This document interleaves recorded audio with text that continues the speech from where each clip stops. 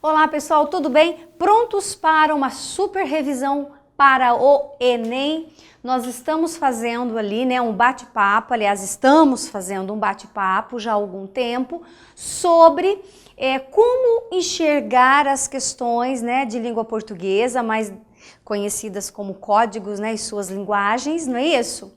Na prova do Enem.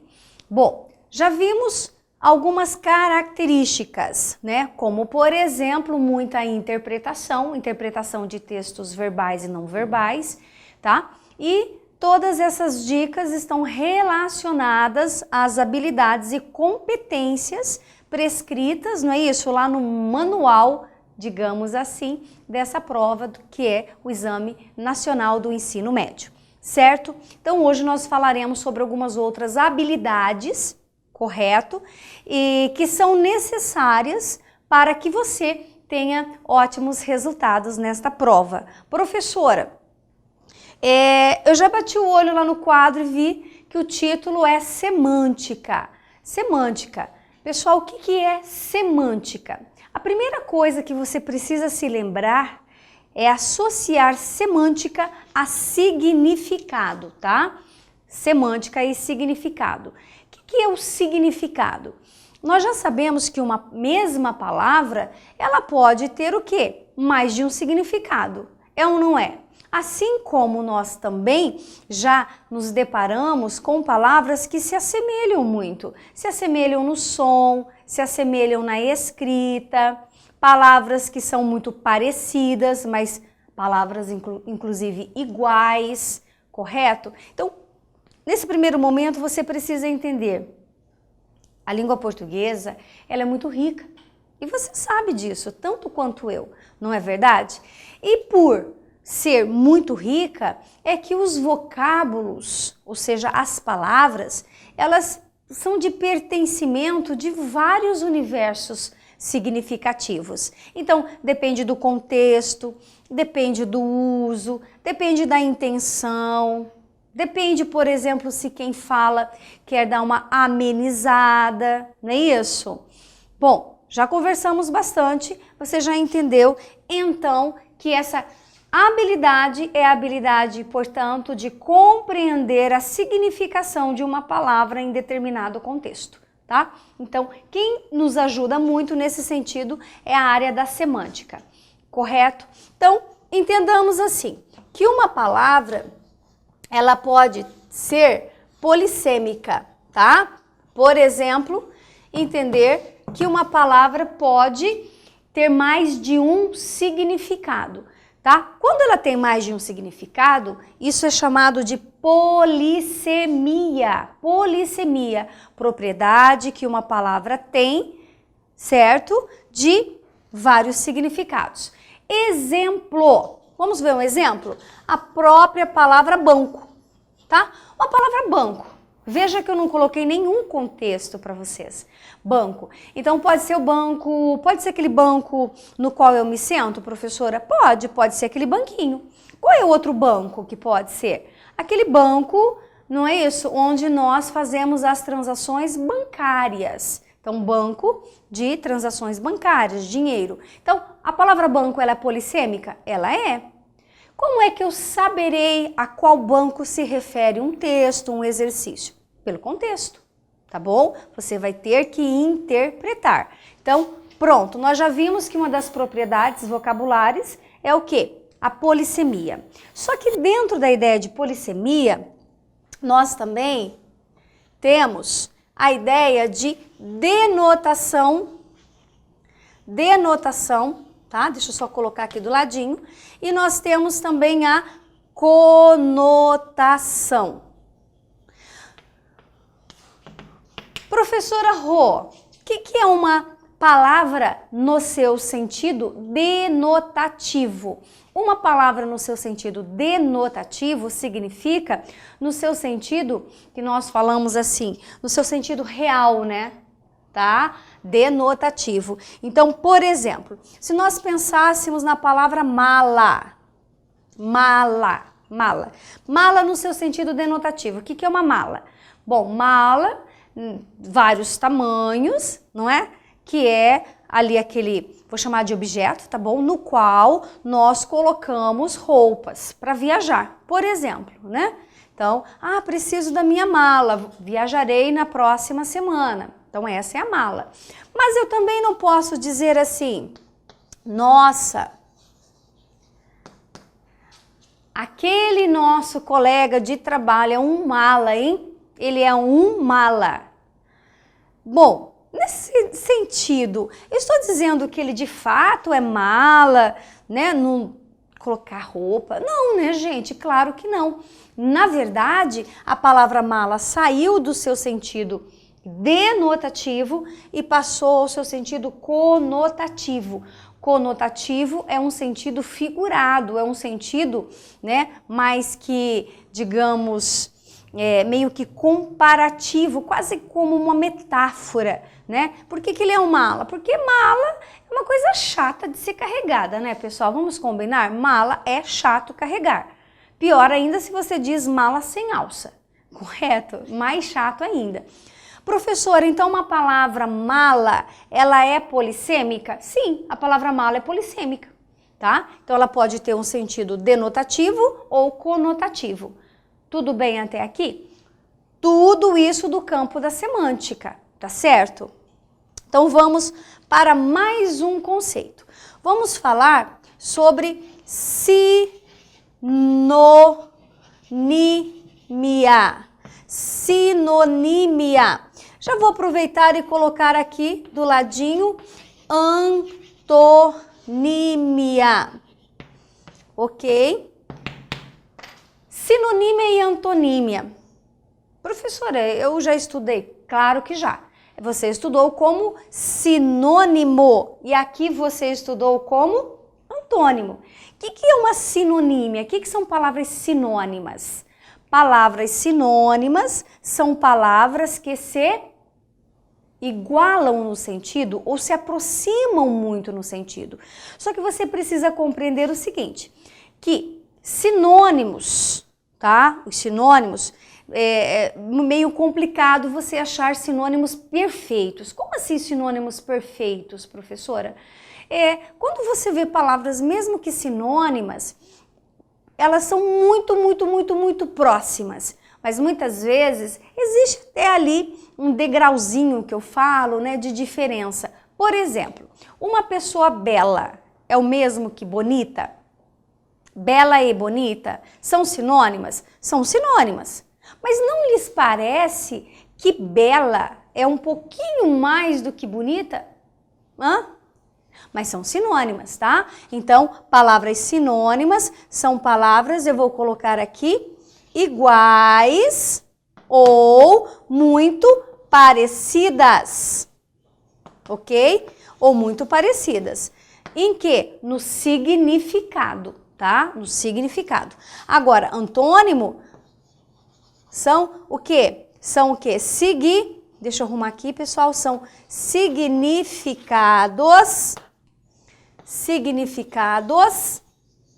contrários. Ok? Isso é o antônimo. Se sinônimo são sentidos muito parecidos ou iguais, antônimos são sentidos que se opõem, tá? Exemplo, o feio e o belo, a noite e o dia, o claro e o escuro, né?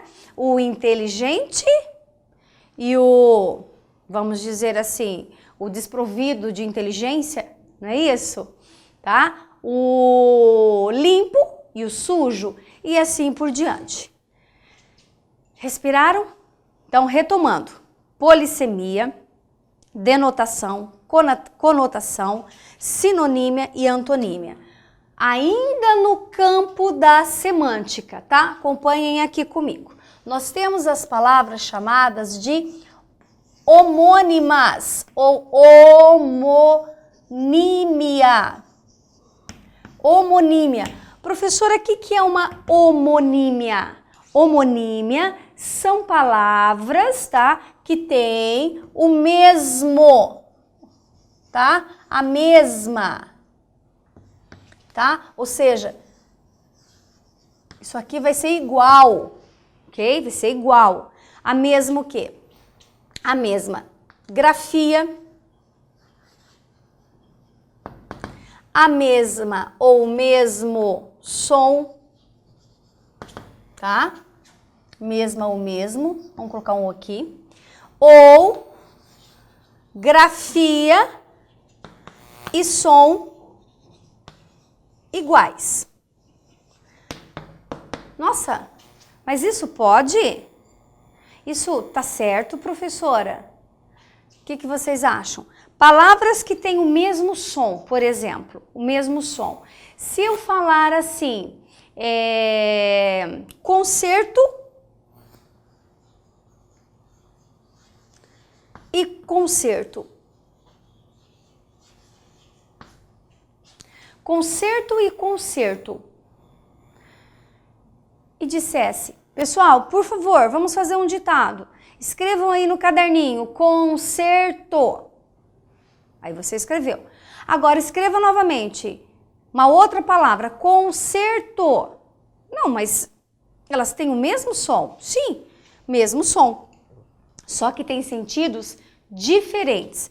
Porque um concerto, eu pensei num concerto com C. Esse é aquele concerto musical. Lembra? Concerto musical.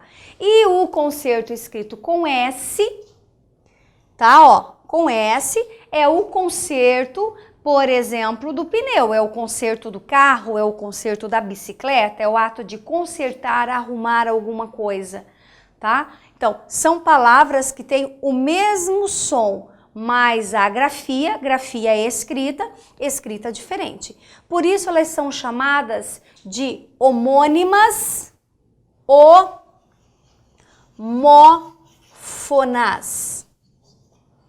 Homônimas homófonas. Deixa eu ficar desse ladinho aqui para você olhar direitinho, ó. Homônimas homófonas. Elas são iguais no fonema, no som. Tranquilo? Agora, nós também temos as homônimas homógrafas. Homógrafas. Grafia, tá? A grafia, na grafia elas são iguais. Exemplo, vou colocar aqui, ó.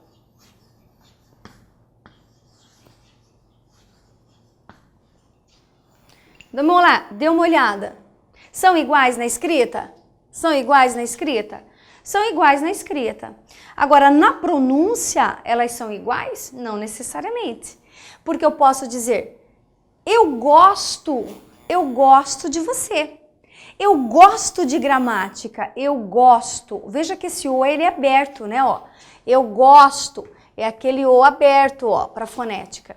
Agora, eu posso dizer aqui, gosto. Gente, o gosto desta fruta é simplesmente perfeito, tá? O gosto. Esse O, ele é o O fechado que nós falamos, ó. Gosto, abriu, gosto, fechou. Significa que elas são iguais, mas elas são iguais apenas na grafia. Por isso chamadas de homônimas homógrafas, tá? São iguais na escrita.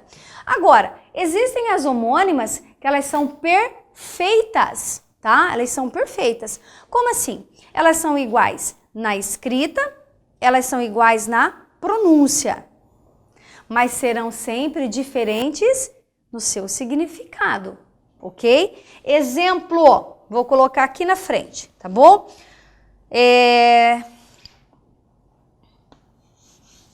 Deixa eu ver. Não, vou pegar um outro exemplo. Vou colocar um outro exemplo aqui embaixo, pessoal.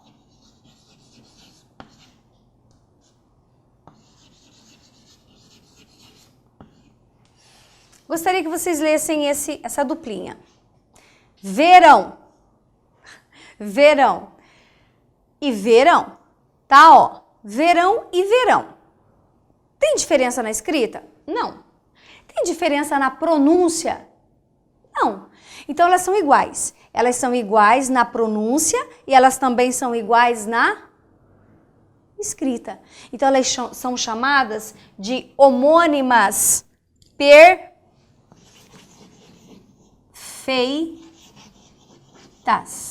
tá? Homônimas perfeitas, porque são iguais no som, mas também são iguais na pronúncia. Professora, mas me explica aí, como assim 2 verões, né? Ora, eu posso dizer assim, todos verão o meu sucesso na prova do Enem. Todos verão, verbo. Como eu posso dizer assim, gente, esse verão foi extremamente quente, não foi? De estação do ano. Verbo, estação do ano, tá? Então, elas têm significados diferentes, sim. Tudo bem? Então, vamos só mais um pouquinho. Vamos retomando, tá bom? Estamos falando de semântica, de significado, palavras, expressões, objetivos, contextos, não é isso? Vimos que uma palavra pode ser polissêmica, estar no seu sentido denotativo ou conotativo, as palavras têm sinônimos, mas também têm os seus antônimos e existem as palavras que são iguais. Iguais só na grafia, iguais só no som ou ainda iguais no som e na grafia. E para terminarmos, vamos falar das palavras parônimas. Parônimas, tá? Das parônimas, também conhecida como paronímia. Paronímia. Ok? O que são essas palavras parônimas, professora? As palavras parônimas, elas são parecidas agora, pessoal. Elas são parecidas. As homônimas, elas são iguais. As parônimas, elas são parecidas. Parecidas na ortografia, ou seja, na grafia e ou no som, certo? Normalmente a gente vê essas parônimas com aqueles parezinhos, né? Ó, exemplos, trafegou e traficou. Ou ainda, quando a gente tem lá, vamos ver, eminente e iminente. Outro exemplo, vultoso, vultuoso. Vocês perceberam que tem uma diferençazinha de som aí? Ou é uma letra apenas, uma letra que se soma, uma letra que se tira, tá? Essas são as chamadas parônimas, certo? Então, nós vamos fazer o que agora, tá? Depois que você viu comigo toda essa parte de semântica, eu gostaria que você fosse comigo aqui em alguns exercícios. Nós selecionamos alguns exercícios para a gente conversar sobre, tá? Porque nessa revisão toda, nós ainda dentro desse campo da semântica, nós vamos falar um pouquinho também de estilística, porque estilística, ela tem a ver também com aqueles recursos utilizados pelos falantes ou para quem escreve, para conferir aos textos muito mais beleza, muito mais sonoridade. Tá? Mas essa aula de estilística, ela vem daqui a pouquinho. Então, nós selecionamos alguns exercícios para relembrarmos alguns conceitos sobre os quais a gente já discutiu, tá bom? E além disso, para que nós conversemos um pouquinho sobre a aula de hoje. Deixa eu só dar uma olhadinha nessa aula de número 23 aqui, né? Aliás, neste exercício de número 23. Eu vou pular um pouquinho esse exercício de número 23, vou para o exercício de número 24, ok? 25. É essa 25 que eu quero. Não é, professora. Nós vamos ficar na 23 mesmo. E vou dizer por que nós não vamos adiante. Porque na 23 nós vamos retomar um conceito que nós já falamos e que vai tocar um pouco sobre os aspectos discutidos da aula de hoje, tá? Então, ó, 14 coisas que você não deve jogar na privada, nem no ralo. Elas poluem rios, lagos e mares, o que contamina o ambiente e os animais. Também deixa mais difícil obter a água que nós mesmos usaremos. Alguns produtos podem causar entupimentos, né? Aí tem lá, cotonete, fio dental, medicamento e preservativo, óleo de cozinha, ponta de cigarro, poeira de varrição de casa, fio de cabelo e pelo de animais, tinta que não seja à base de água, querosene, gasolina, solvente, thinner. Jogue esses produtos no lixo comum. Alguns deles, como óleo de cozinha, medicamento e tinta, podem ser levados a pontos de coleta especiais que darão a destinação final adequada. Questão. O texto tem objetivo educativo. Então, deixa eu já pegar aqui um marcador para a gente. O texto tem um objetivo. E esse objetivo, ele é educativo. Nesse sentido, além do foco do interlocutor, que caracteriza a função conativa da linguagem, função conativa ou apelativa, isso aqui está falando de elementos da comunicação, lembram-se disso? Elementos da comunicação e funções da linguagem, não é isso? Predomina também nele a função referencial. O que é a função referencial, pessoal? A função referencial está focada na informação, tá? Só lembrando vocês, na informação. Então, olha lá. Letra A. Despertar no leitor sentimentos de amor pela natureza, induzindo-o a ter atitudes responsáveis que beneficiarão a sustentabilidade do planeta. B. Informar o leitor sobre as consequências da destinação inadequada do lixo, orientando-o sobre como fazer o correto descarte de alguns dejetos. C. Transmitir uma mensagem de caráter subjetivo, mostrando exemplos de atitudes sustentáveis do autor do texto em relação ao planeta. D. Estabelecer uma comunicação com o leitor, procurando certificar-se de que a mensagem sobre ações de sustentabilidade está sendo compreendida. Ou a letra E, explorar o uso da linguagem, conceituando detalhadamente os termos utilizados de forma a proporcionar melhor compreensão do texto.